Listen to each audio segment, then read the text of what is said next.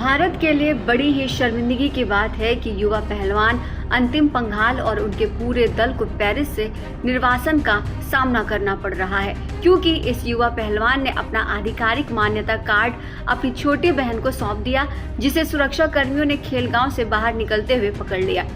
अंतिम महिलाओं की 53 किलोग्राम स्पर्धा में अपना पहला मुकाबला हारने के बाद पेरिस ओलंपिक से बाहर हो गई थी।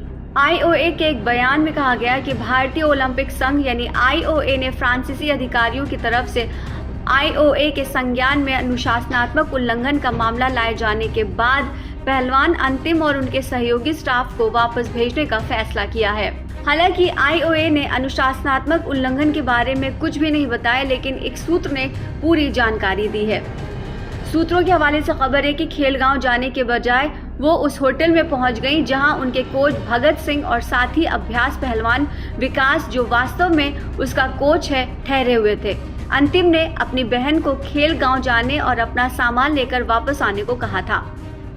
उसकी बहन को किसी और के कार्ड पर अंदर जाने की वजह से पकड़ा गया और उसे बयान दर्ज कराने के लिए पुलिस स्टेशन ले जाया गया। 19 वर्षीय अंडर 20 वर्ल्ड चैंपियन अंतिम को भी पुलिस ने बयान दर्ज कराने के लिए बुलाया। इतना ही नहीं, अंतिम के निजी सहयोगी स्टाफ विकास और भगत कथित तौर पर नशे की हालत में कैब में यात्रा कर रहे थे और उन्होंने किराए देने से इनकार कर दिया था, जिसके बाद ड्राइवर ने पुलिस को बुला लिया।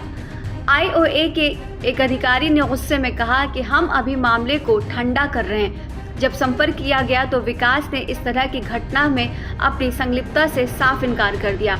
उनका कहना था कि आपको ये किसने बताया? अंतिम और उसकी बहन मेरे सामने बैठी हैं। अंतिम पंघाल को महिला फ्री स्टाइल 53 किलोग्राम के ओपनिंग राउंड में 0-10 से हार का सामना करना पड़ा। अंतिम का मुकाबला तुर्की की येनेप येटेगिल से था। अब उनकी बहन को पेरिस पुलिस ने तलब किया है। 19 साल की खिलाड़ी की रेप चेस के जरिए ब्रॉन्ज मेडल की दौड़ में बने रहने की उम्मीद भी अब खत्म हो गई है। इससे पहले विश्व चैंपियनशिप की कांस्य पदक विजेता अंतिम, जो विनेश फोगाट की कैटेगरी में ओलंपिक कोटा हासिल करने वाली पहली पहलवानों में से एक थी, पहले दौर में 101 सेकंड में हार गई। तुर्की की पहलवान तकनीकी श्रेष्ठता के आधार पर विजय हुई, जहां उन्होंने अपने भारतीय प्रतिद्वंदी पर 10 अंकों की स्पष्ट बढ़त हासिल की।